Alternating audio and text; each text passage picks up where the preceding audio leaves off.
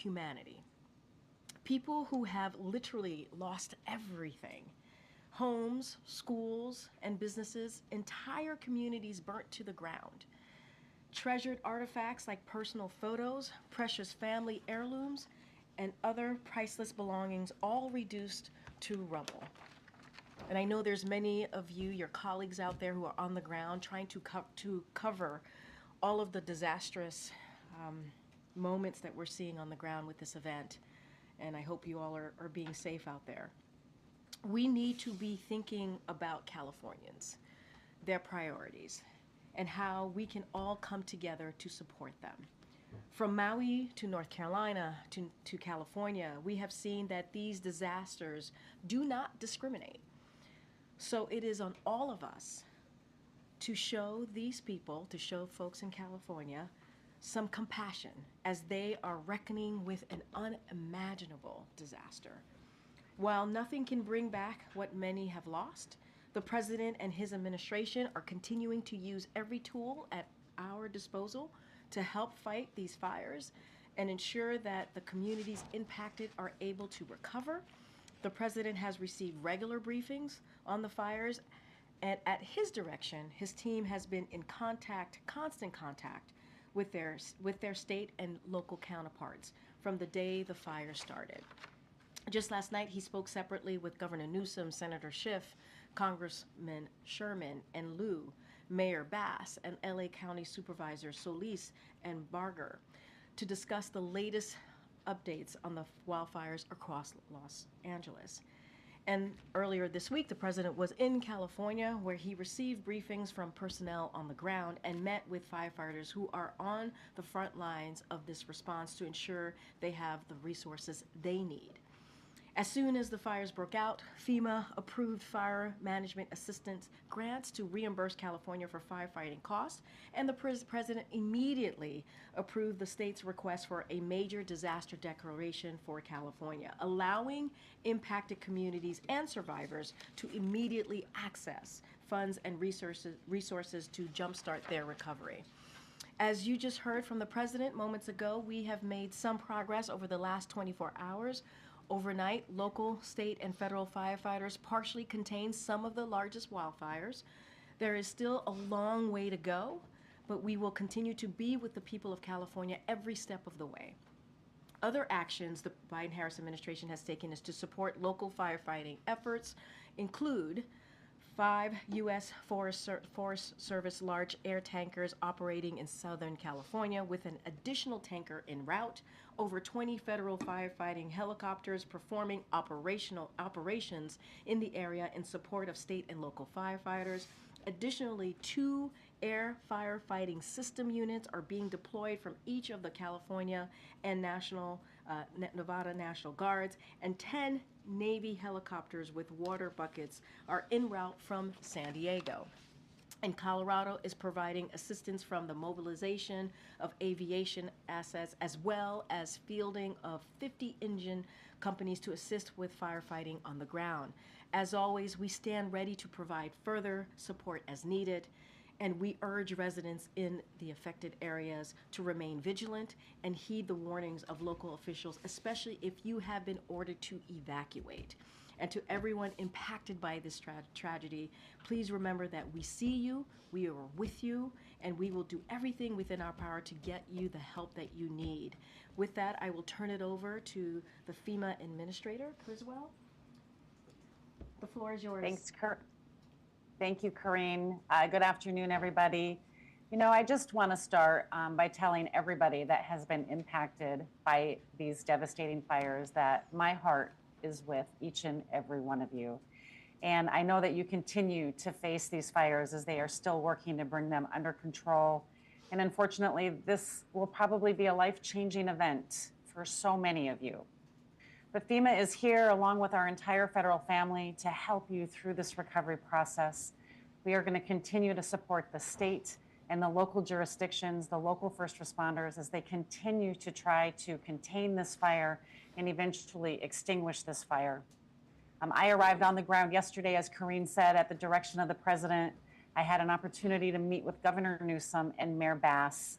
We discussed what their immediate needs were, as well as began the conversation about what their recovery needs are going to be. The governor, the mayor, and I had an opportunity just before this to also brief the president and the vice president about what their concerns are, about what their needs are going to be, and provided an update on the current status of the firefighting operations. Yesterday, I also had an opportunity to receive briefings from the incident command posts at the Palisades fire, as well as the Eaton fire. And I think the most important thing that I want to make sure I continue to get across to everyone is this situation is still very dangerous. It is still very dynamic. The winds have died down today, but as I just got a weather briefing at the county EOC, the winds are going to increase again in the coming days. And so people still need to stay vigilant. They need to listen to their local officials. They need to heed their advice so they can keep themselves and their families safe. I also want to just take a minute to commend all of the amazing and heroic work that the firefighters are doing around the clock to fight these fires. They have been working night and day. I had a chance to speak with several of them, some of them whose homes have also been lost or their families have had to evacuate. Yet they still show up every day, supporting their communities, trying to keep them safe. And I just want to say thank you. I want to thank all of them for their heroic efforts because they are making a difference. Now, while the National Interagency Fire Center continues to provide resources to support CAL FIRE and the Los Angeles County and City Fire Departments, FEMA is also supporting the recovery efforts. We're supporting those that have been impacted by this fire. I even met with the SBA administrator here just briefly, who is also here to support them, businesses and individuals that have been impacted by these fires. With the quick major disaster declaration, residents can now register and begin their recovery journey. Some of the immediate things that we can provide to them are to cover the costs that they're incurring as they have been evacuated, helping to support what their longer-term shelter and housing needs are going to be. We can also help support crisis counseling and disaster unemployment. These are just a few of the programs that we have. We have many more, and I encourage everyone to begin that process by registering now. Recovery from these fires is going to be complex. I've seen many disasters throughout my 4 years in this role. This is certainly one of the worst that I have seen. And the debris removal alone is going to be one of the major things that we have to accomplish, that the state has to accomplish to get this recovery journey started. And that's why when President Biden authorized 100% reimbursement for the first 180 days is really going to set the stage to jumpstart this recovery for these communities. I had a chance to drive through some of the communities that were impacted as well. And it's not just the homes that are lost. We've seen schools that have been destroyed, businesses, small businesses, religious institutions. These are things that we are going to be able to help with temporary facilities like temporary schools to help get children back into the schoolhouse, but also any other emergency measures as they begin the work of permanent repair.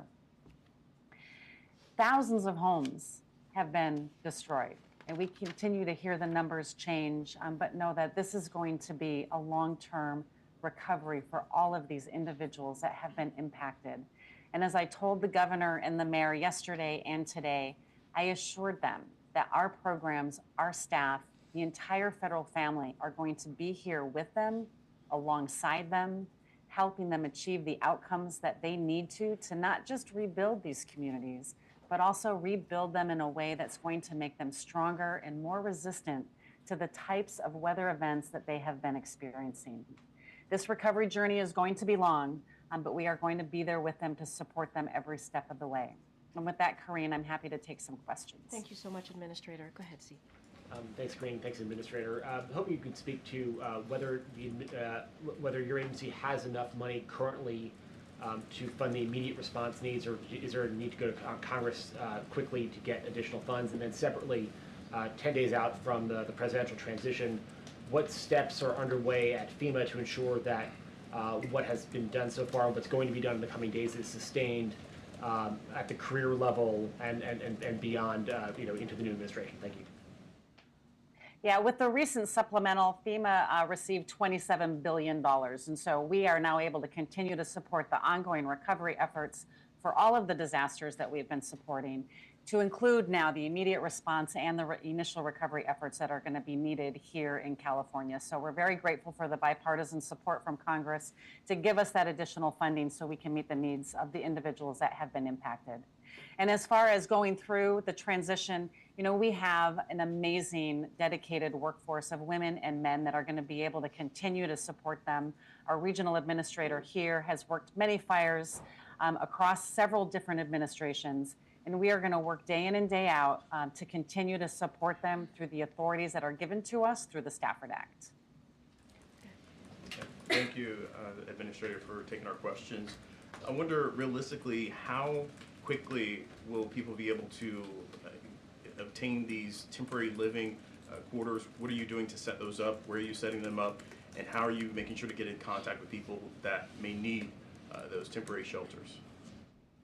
Yeah, so the first step that everybody needs to do, there's two things. They need to register for assistance with FEMA so they get in our system and we can continue to work with them on a case-by-case basis, because we know that everybody is going to have an individual and unique need, and they need to contact their insurance company because their insurance company may also provide alternate living expenses. We have a suite of tools, and one of the biggest tools and the best resources we have is reimbursing individuals for either the hotel costs that they're experiencing right now, or if they find a place to rent, reimbursing them for rental assistance. Given where we're at right now, we know that there's going to be a lot of rental resources, and that's going to be the best resource and the best tool that we have to support the families that have been impacted. But we have other tools in our toolbox. And so, again, we want to work with everybody individually because we know that everybody's situation is going to be different, and we're going to apply the right tool for their particular situation. Thank you, Administrator. I know you can't obviously put a dollar sign on this, but can you just help us put into perspective a bit how you think the cost of this may compare to the cost of other recent natural disasters? And I'm hoping you could also comment on some misinformation that's out there. We've seen these erroneous evacuation orders and how concerned you are that may lead to people to not responding to or not paying close enough attention to actual real alerts. Yeah, it's really hard right now on the cost of the disaster to put a number on it because we haven't been able to assess how much of the infrastructure has been damaged. I mean, we know the thousands of homes that have been impacted, but the real cost of these disasters comes from how much of the actual infrastructure has been damaged, the roads, the water system, the power, but also the soft costs and the economic impact. We know that this is going to be billions. And so we really want to continue to focus right now on whatever we can do to continue to support California in getting this fire suppressed and starting this recovery process. And again, thanks to the bipartisan support of Congress, we have enough funding to support those recovery efforts and these response efforts. And as far as the misinformation and the alert that went out, I mean, we want to make sure people are getting timely and accurate information. And I will defer to the county for the specifics on what they're doing as far as that alert, but know that it's part of our wireless emergency alert platform that FEMA offers to state and locals, and we are providing technical assistance to them to make sure we can help them understand what happened and ensure that it doesn't happen again, because we have to be able to send out accurate information so we can give people the right information and they know to believe it. Good job. Thanks, Green. Administrator, the President was referring in the Oval earlier and yesterday to, I guess, some misinformation about the fire hydrants. Can you just spell it out clearly? Is there a water shortage? Is there an issue with water? And if not, what's the issue? Yeah, I mean, I would really defer to the city and the county for the specifics, but what I have been briefed is that it was an overload of the system, right? There were so many simultaneous fires that happened at once. There was multiple firefighting resources that were utilizing and using the water system to put out these fires, and it put a strain on the system, and it takes time for that system to then regenerate. But the specifics on it, I really just want to make sure that you talk with them. As we heard from, you know, the Los Angeles City Fire Chief yesterday, they plan for this. They have other resources available with water tenders, and now we have the ability to fly the aircraft into these communities to help put that fire out. And so it really, you talk about the multiple simultaneous fires that started, and it just put a strain on the system from my understanding. Just one follow-up on the coordination with the incoming administration. Are you speaking to anyone yourself on the transition, and has the misinformation aspect come up in those discussions? So we have a whole team dedicated to be working with the transition team, and they're providing regular briefings to them on a daily basis. And so we're providing whatever information that they ask for. President Biden committed to 180 days of 100% match on recovery funds. Just technically, how is he able to commit to 6 months when he's only going to be in office for 10 more days? Is that locked in, or could that change if the next administration has a different idea? You know, this is a practice that many administrations have utilized to help support the immediate needs in the response to one of these major catastrophic disasters. And what we want to be able to do is recognize the catastrophic impact of that. And the president has the authority through the statute, through law, to be able to commit this amount of funding to support the recovery efforts. I would hope that we look at this, as I think Corinne said earlier, that these are communities that have had a catastrophic impact, and that we want to make sure that we are doing everything we can as a federal family to support them on this recovery journey. The statute, the law, allows us to do exactly what we did and allows the president to make that determination, and this is what they need. They need this support in order to facilitate the recovery that's going to have to happen. And just a quick follow, does that mean that it can't be rolled back? I mean, I'm certain that, you know, anybody can make a determination on if they want to do something or not, but this was done according to the statute, and I would think that the statute would say that this is the direction that needs to happen and that it shouldn't be rolled back. This is Arlette Sines with CNN. In your conversations with any of the local officials, have any of them expressed concerns about the possibility that that funding could be rolled back? Well, I think I've gotten the question from several people about what's going to happen over the transition. And the same thing that I've said to you is that we have dedicated career women and men that have been supporting disaster response for everywhere around the country, not just this administration, but the previous administration and every administration before that. And the actions that we have taken in this administration are no different than the types of declarations that have happened before. And I want to assure them that the law, the Stafford Act, that gives us the authority to provide these declarations is one that has withstood since 1979, and we will continue to implement it as directed by the law. Kelly. Administrator Kelly O'Donnell from NBC. Do you have concerns about the inventory of available housing for people who've been displaced and for the length of time it would take for rebuilding? Obviously, it's going to be some time before you can even clear parcels that people may own or what have you. Do you see almost an extinction of some of these communities for a period of time? So we're going to work with the state to understand what the housing stock is, because as I said, one of the best resources that we have is our rental assistance, and we want to get people into that longer term temporary situation as quickly as possible so they can continue on with their lives. We're going to have to do an assessment to see what the availability is, and then determine if we're going to need to bring in other tools to help support the ongoing housing requirement for these communities. But know that our goal is to keep people in these communities. We do not want them to move far from their communities. This is where they work. This is where their schools are. This is where their family, their religious institutions are. And so our goal is to find everything we can as close to their communities so they can keep the community part of them intact, right? The houses and the buildings might be gone, but the community stays, right? That community spirit will always be there. And so that is what our goal is, and that's what we'll work with the state and the county to achieve. In the back, go ahead. Thanks, Corinne. Thanks, Administrator.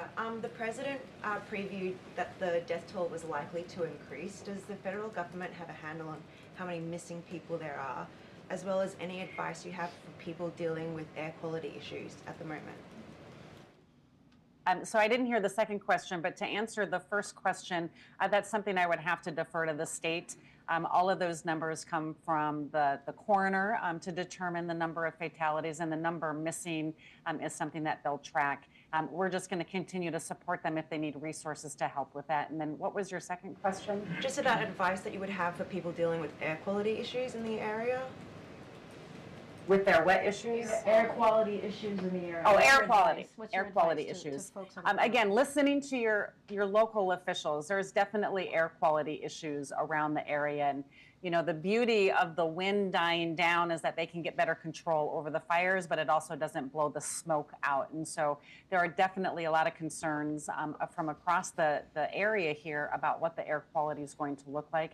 And so they need to make the decisions that's best for them. And I know that the departments of public health at both the county and the state are providing information and guidance, and I would have them listen to them for what the best resources are for them to protect themselves from the air quality impacts from these fires. Okay, we're going to wrap it up. Go ahead. Thanks, Corinne. Thank you, Administrator. I'm curious, as you're briefing the incoming administration, are there specific steps you are recommending that they take in this response, given how long-term it's likely going to be? Yeah, that's something that, I mean, our career staff that are here on the ground in California that are going to be back at headquarters, they will continue to work through all of the requirements to support the recovery efforts.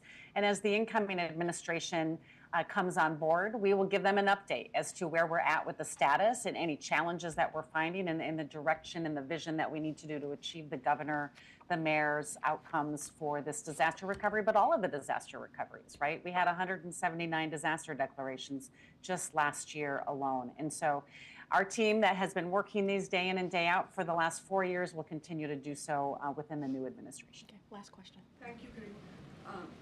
So as the rebuilding gets underway, will there be any requirements around fire-resistant building materials to be used and other safety measures that, you know, construction crews should adhere to?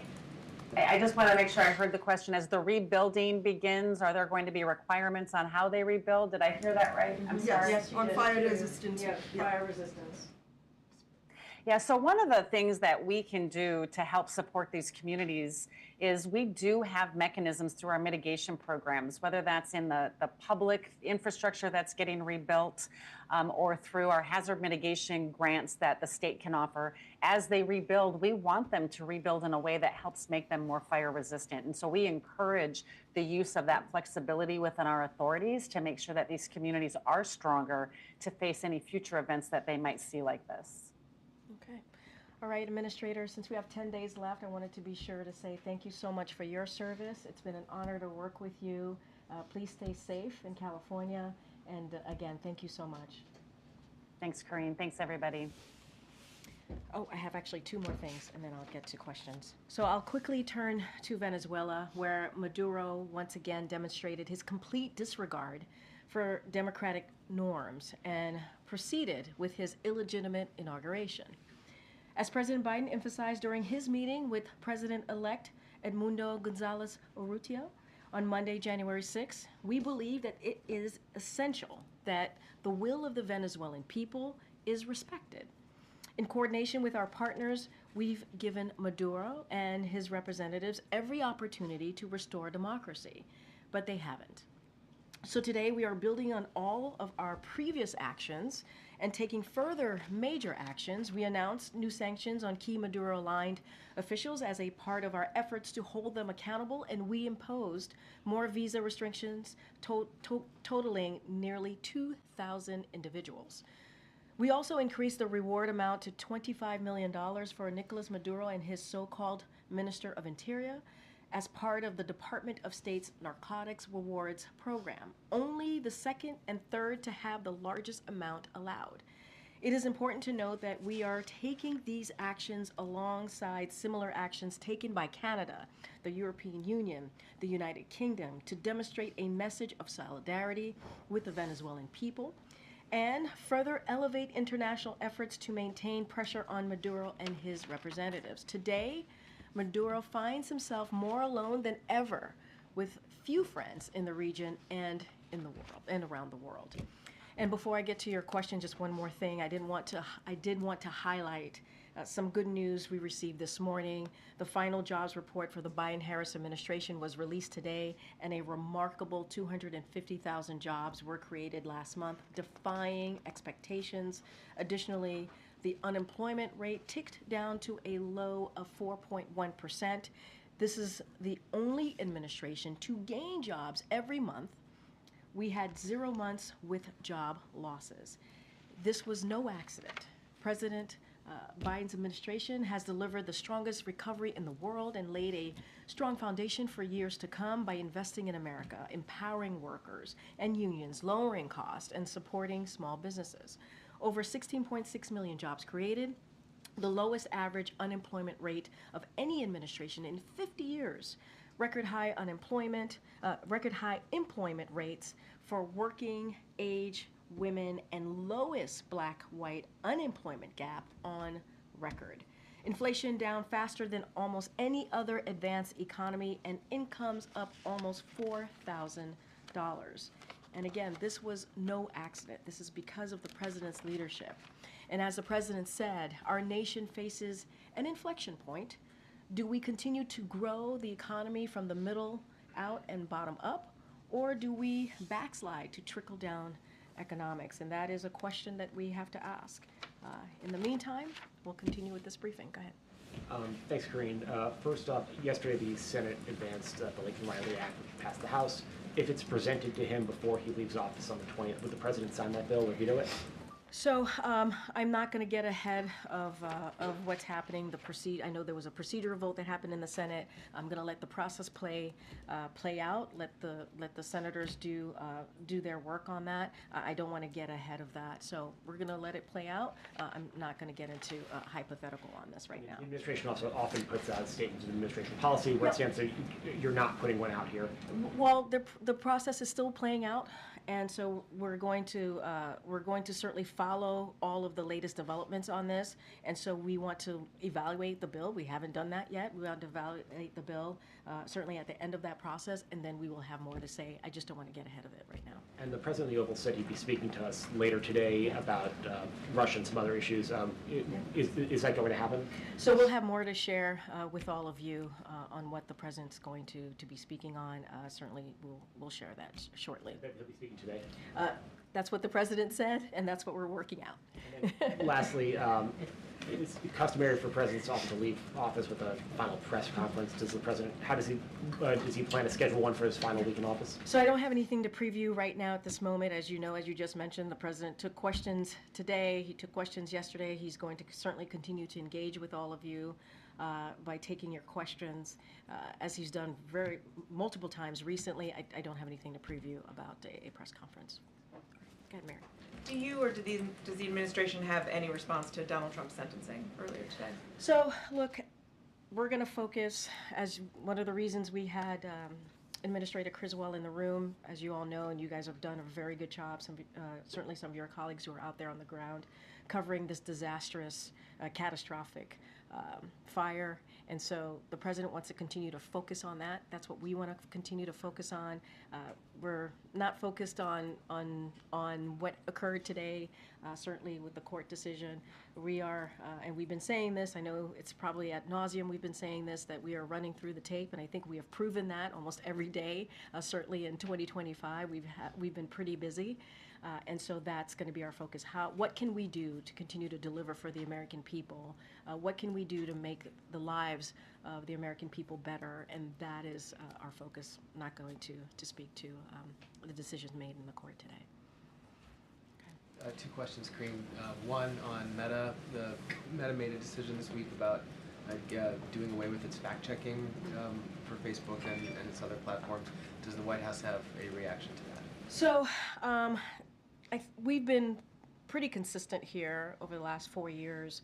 When any corporation or company makes a decision, a private company, to be more specific, makes a decision, we just are not going to comment. So I'm not going to comment on this, and so just going to leave it in that realm. But look, social media. I'll say this: social media companies make their own rules about content moderation, but with that said, we have been outspoken about our belief that the social media companies have an important role to play in enforcing their own rules to prevent the spread of misinformation. That is a responsibility that that company has, and we've always been pretty clear about that. But speaking specifically to an announcement, we're just not going to comment on that. I mean, I understand, but that is something that you guys have been outspoken about, and they're making a change on it. So Yeah, but I we guess all- it's something I thought maybe you would want to comment No, on. I mean, look, we talk about social media companies having a responsibility. We've always said that. We've all been really clear about that. We've also been clear that policy decisions that are made by private companies, we're not going to speak to those specific in announcement, but we can speak broadly on our belief and how we see their responsibility. And that's as far as that we've always gone, and we're not going to go beyond that. Just briefly on another topic, with regard to the Russia sanctions that were announced today, does the President, does the White House have any concern that that could lead to an increase in gas prices for consumers? So look, we took aim today in your question at Russia's largest resources of revenue and imposed significant sanctions on the Russian energy sector. These sanctions certainly target both Russian oil and LNG, and we expect our actions to cost Russia upwards to billions of dollars per month. And so that's important to note as well.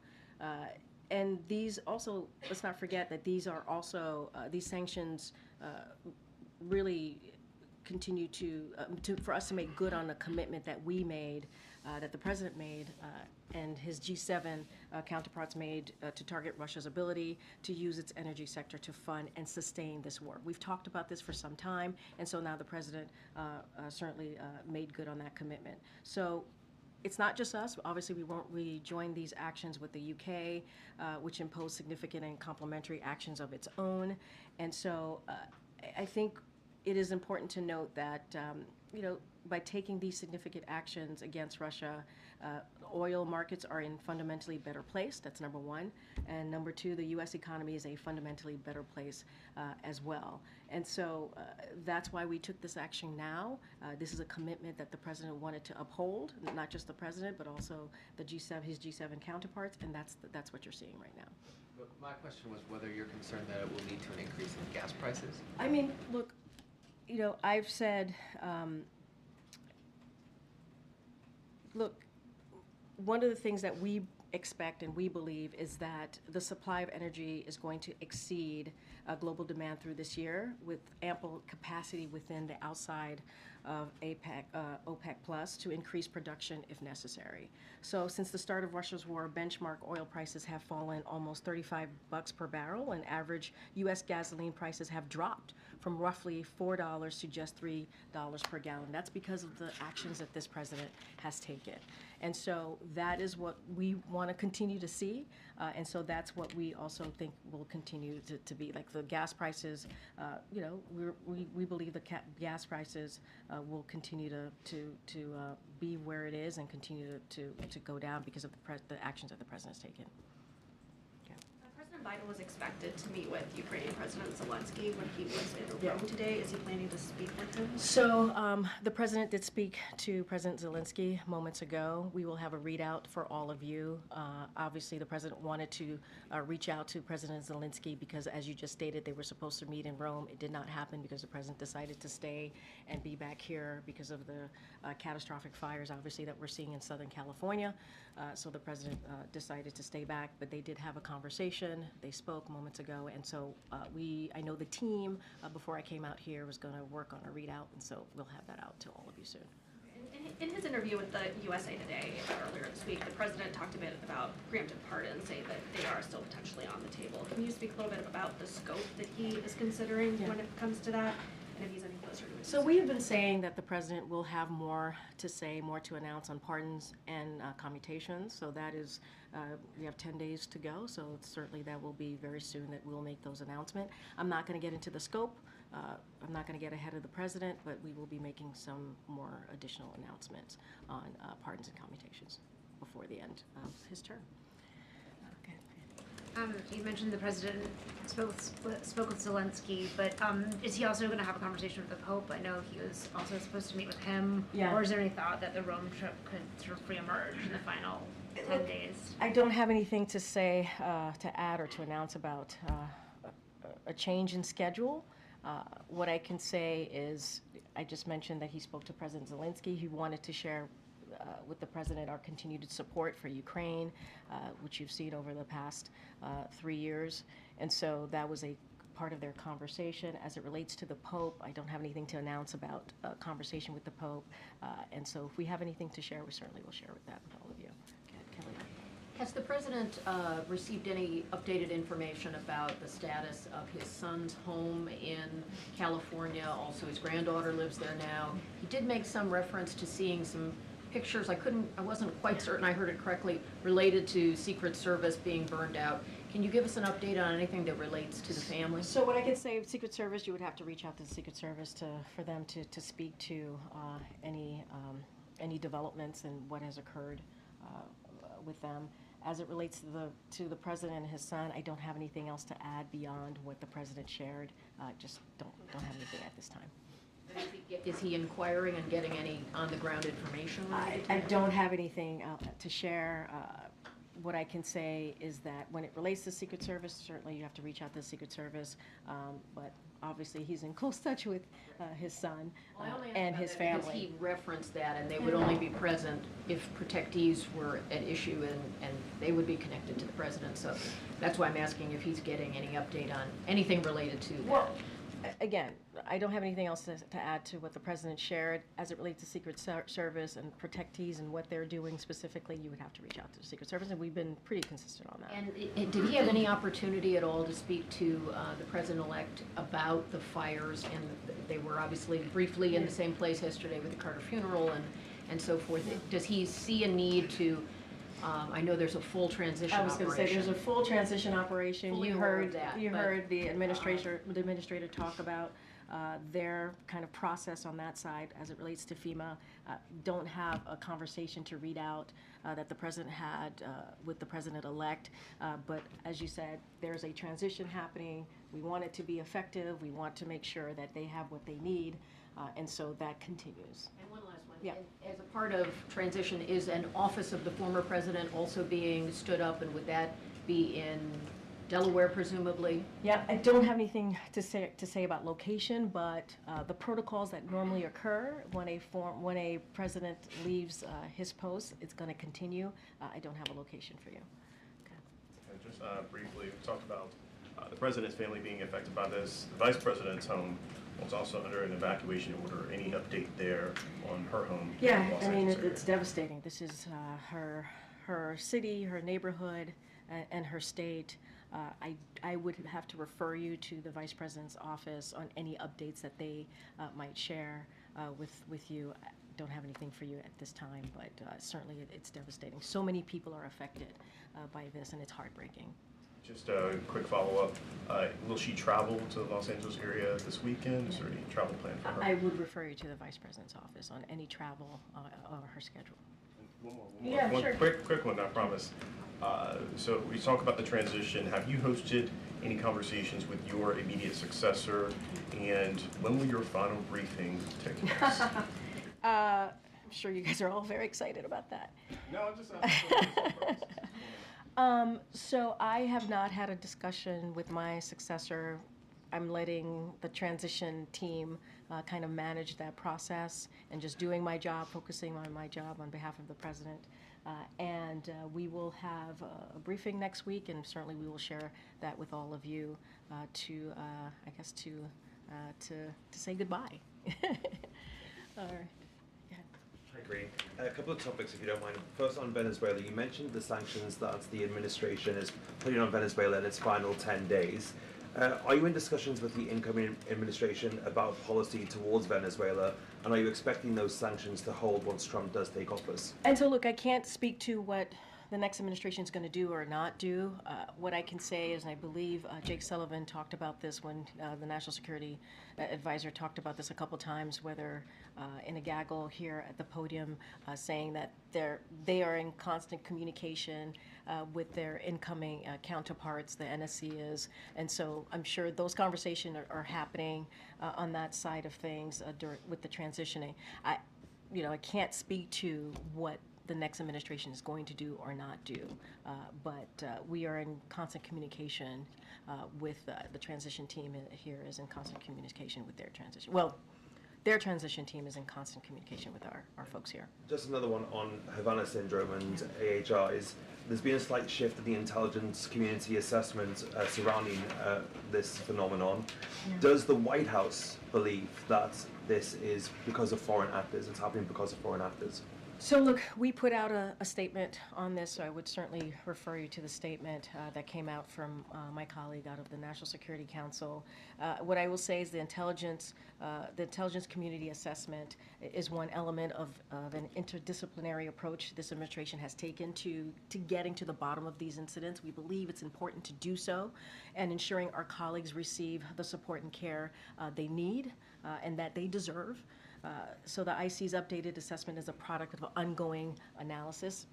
That's basically what is stated in our statement, to make sure that we continue those efforts, which we welcome and which only reinforce why it is vital for the U.S. government to continue critical research, investigate credible incidents, and provide care. So they're an ongoing process, and so that is part of what certainly our statement stated, and also what the ICA said as well. I read that statement from Yep. Sean earlier, and Yep. part of it said that the current administration will be briefing the incoming administration about this to continue that work. What does that kind of briefing process look like, and what does it involve? I mean, look, I'm not going to get into private discussions or conversations. Obviously, this is a intelligence community situation, so I'm going to leave it in there, certainly in their hands. So I'm not going to divulge or get into what those conversations will look like. But like I've said multiple times, we are certainly keeping the transition team up to date on matters that are important, certainly to our national security, but to the American people. That's great. Okay, good. Go ahead, Josh. The Supreme Court indicated today that it will allow these TikTok ban or divestment ruling to proceed with the deadline of January 19th. Does the administration have a position on whether that should happen? Of course, the Yeah. incoming administration, he's changed his view. So, look, we've been very clear about our position. Obviously, the president signed the bill, and we believe it's not a ban; it's a divestment. And obviously, there are provisions in that on how to move forward. It's in the courts. We've allowed that process to play out. I don't have anything else to add beyond Can that. that divestment happen in 9 days? I mean, it seems like it's door number one at this point. I mean, look, we've been very clear where we stand on this. 9-10 days, I would certainly leave it up to TikTok to speak to that. Going back to the Russia sanctions, can you walk us through the thought process on this? Is this, the President-elect has obviously made clear his desire for some sort of deal to end the fighting. Yeah. Is this trying to set the table for that by rationing up pressure on Russia? Another way of asking that is, why not do this earlier than now? I mean, look, this is, as I stated, this is a commitment that was made by the president and the G7 counterparts, his G7 counterparts, and we've always said that we were going to find ways to put pressure on Russia. We've always said that it is up to Russia to end this war. They can do it today. And we've been, I think, pretty clear on that. This is not the first sanctions. We've done multiple sanctions over the past almost 3 years as this war has gone on.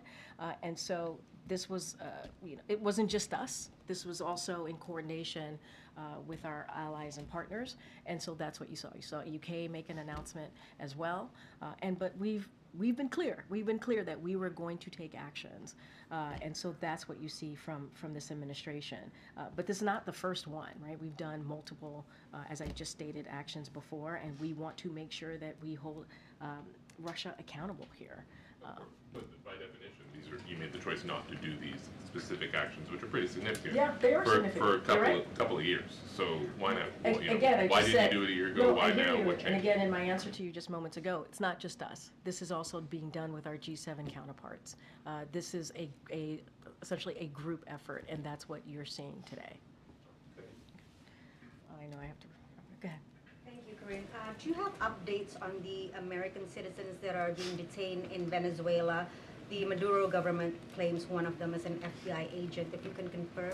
So I don't have any updates for you at this time. I certainly would refer you to the State Department. Look, when it comes to Americans being held hostage, wrongfully detained, you have seen from this administration our efforts to make sure that we get Americans home. I think we have shown some success in doing that, and that is going to continue to be our commitment, even though we have 9-10 days left. I don't have an update on this particular individual. I certainly would refer you to the State Department. More, if we can get a reaction on Indonesia becoming a full member of BRICS. Indonesia is obviously Southeast Asia's largest economy that could lend credibility to BRICS' ambition to become the alternative to the G7, particularly as we head into the new U.S. administration, which may have a different approach towards multilateral cooperation.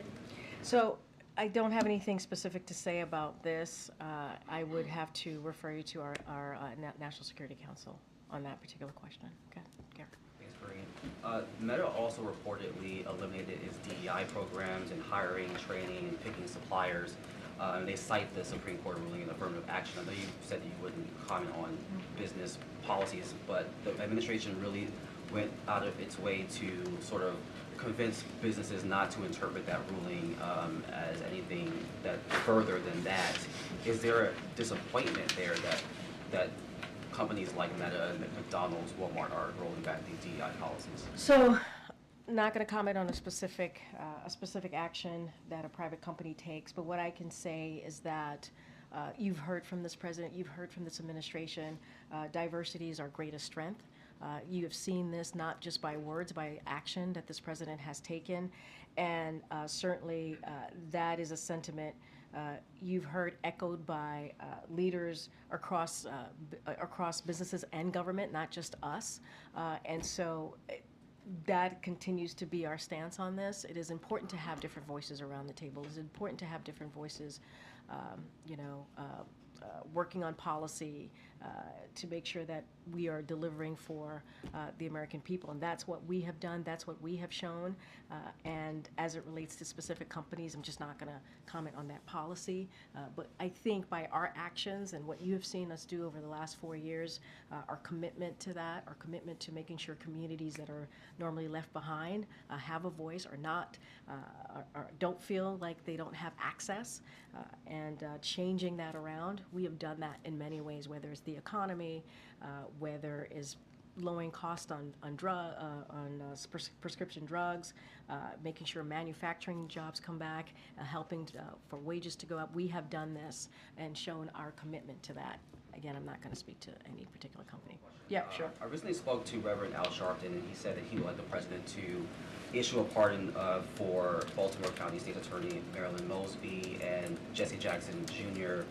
Can we expect to hear an announcement on any high-profile pardons such as these? Yeah, I'm not going to get ahead of the president. He's going to make some more announcements or pardons and commutations. Certainly, we've heard from groups out there who have certainly been very vocal about what they think the president should do. The president and his team is working through it. They're trying to figure out the best way forward. Obviously, the president believes in Americans who have shown that they can get a second chance to have that second chance. And I think you've seen that. This is a president that has been pretty historic in his actions in moving forward with pardons and commutations. I'm not going to get ahead of him. Thanks, Corinne. Does the president expect that President-elect Trump will be here in the morning before the inauguration? Has that invitation been accepted by the president? I would refer you to the transition team to speak to what the president-elect is going to do or not do on January 20th. But he extended the invitation to come here. That is something that is a tradition, so obviously we are going to try to continue that tradition, but I would have to refer you to his transition team. Go ahead, Emily. Thanks. I had a few follow-up questions on the transition process. To follow up what Karen was asking, it's also a tradition for the president, incoming president, to stay at Blair House. Is that an invitation that's been extended? I don't have anything to share on if the president-elect is going to be staying at the Blair House. What I will say is we certainly are trying to continue the traditions here. We want this to be an effective, efficient, peaceful transfer of power.